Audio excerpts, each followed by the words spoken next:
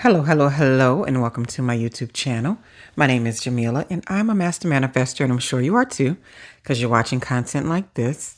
The name of this channel is Manifesting Magic the Practical Way, because there are a lot of practicalities to manifesting the lives that we choose. Now, I what I'm discussing today is something I had the blessing and the beauty of experiencing over this past week. And I hope to keep experiencing it because I really see it as a new level in my own personal development. And it's about not being the smartest person in the room. And when I say that, I don't want to come from any type of an arrogant space because that's not the purpose of it. It's just some people commonly experience the idea of being around other people and being in environments, workspaces. And if you're watching content like this is nothing new to you, where you probably have the highest emotional intelligence, or you're maybe the most logical, rational, or whatever, but you seem to be always thinking above what the crowd is kind of thinking in most environments, right? And so one of my goals for this year especially has been to put myself in rooms where I am nowhere near the smartest person in the space, where I'm nowhere near the most emotionally intelligent, because I realize that iron sharpens iron. Like, you really can't grow and develop and change and expand and be this new version of yourself if you're not putting yourself in those vulnerable spaces. And so like this week, I've had the blessing, just amazing, to be around so many amazing people, and just not people in general, just like women and people just discussing so many ways that they made life work for them and that they saw a different picture and that they painted, a path to where they wanted to go. And it was unconditional and unorthodox. And it was a very uplifting and inspiring experience. And rarely do I sit in places and I sit and listen to people speak or something they're talking about. And I'm just like in complete awe. And I really felt like I had the ability to be like that. And it's really fun because it lets me know that there's so much more for me to learn and grow and expand in many parts of my life, right? And another goal for this year I've had is to attract those kind of people, attract environments to where I'm meeting people who have taken that leap of faith, who, have taken the big risk in life, who's put a lot of work and effort towards this direction or whatever, who've made connections and made mentors, and also me looking for mentors to some degree. And it's been a wonderful experience, but I can honestly say this conference I went to, which I was like, okay, it's going to be straight laced and kind of, corporate type of women, or, whatever it is. And it was just a 1-day session, but it was everything that I thought it was not going to be. I'll be honest with you. And it was a wonderful experience. And some of the women who were just like on the panels and sharing their stories and how they were in certain positions for many, many years. And they just saw one day that they could bring more to the world, and how they took that leap of faith and what drove them to do that, and all of their stories. It was such a rich experience. So I guess what I'm sharing in this video today is, and this one won't be long because I just wanted to share this one small thing, is that sometimes we can get really bogged down, I'll say, in our own spiritual development. And when I say our own spiritual development, I mean just bogged down in a way of always feeling more enlightened than people that we're around. And it's not really fair, because it's not that other people aren't enlightened as you are. They're just enlightened in different ways most of the time, right? And then we already know that some people that ain't at all. They're just not. But they're not even trying to be, right? They're like, what is the rules for conformity? And they check off the conformity list one by one. It's like, I'm a perfect person because I did this, that. And this is what society says is great, right? We already know that exists. But it's like, when you get in environments where, you have people that are enlightened in different ways, I think the highest level of emotional security and maturity, that goes with it too, is that you can be in that space, and it doesn't make you feel small, but it makes you feel empowered, because you're able to hand over the reign to someone else, and you can look at them and say, man, you get this, you get life, you understand something I don't, you've created something that I would love to create.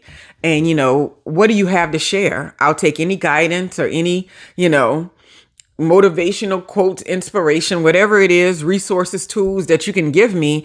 I'm at a level in my life where I feel like I've plateaued when it comes to those sort of things. So how can I dig a little deeper? Because I'm a firm believer that we can only take ourselves so far, right?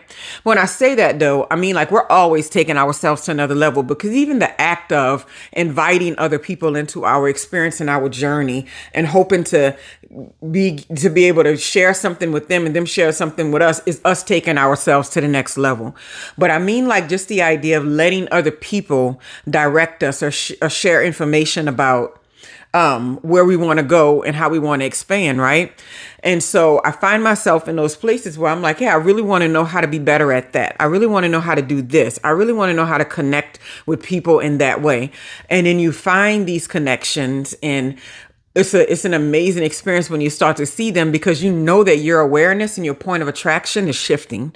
You know that it's shifting from paying attention to foolishness and nonsense, and you're now paying attention to the best versions of people and what they're bringing to the table and how supportive they are, and whether you're supportive of them.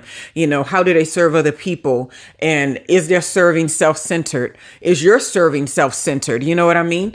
Like, what is the purpose of what you are trying to create and do? You really start to focus in and hone in on those things. And then you also get to really see some of the goals and ideas, are like some of the goals and outcomes that you're looking for to be realized in other people who are just like you, you know, people who have had husbands and they've had kids and they've gone to college and they've, you know, had doors shut in their faces and they had to wait for other doors to open.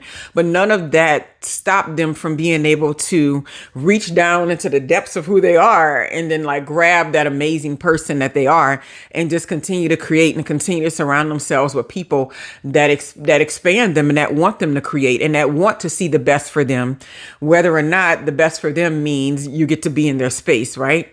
Because I've had people over the years and different mentors or people that I really looked up to for different things. And then like, you know, when I got to the point of being able to accomplish some of those things, I never heard from them again. Like I really never even heard from them again. And I'm just like, well, what happened? And now that I'm older and I see how personalities work and how emotional intelligence work, I realize that some people only want to give you so much, but they don't want to give you anything that makes you what they feel like is better than them. But little do they know, you don't even see it that way. You see it as iron sharpening iron, and we're both developing each other.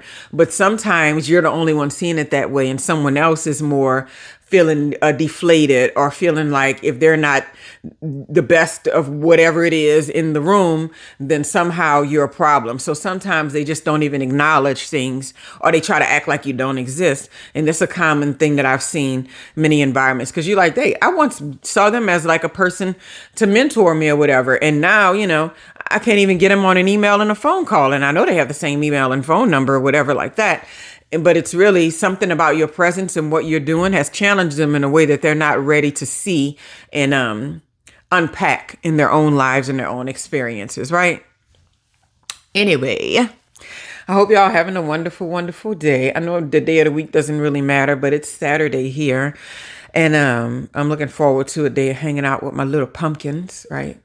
They're not little pumpkins anymore, but I can't help but to still call them that.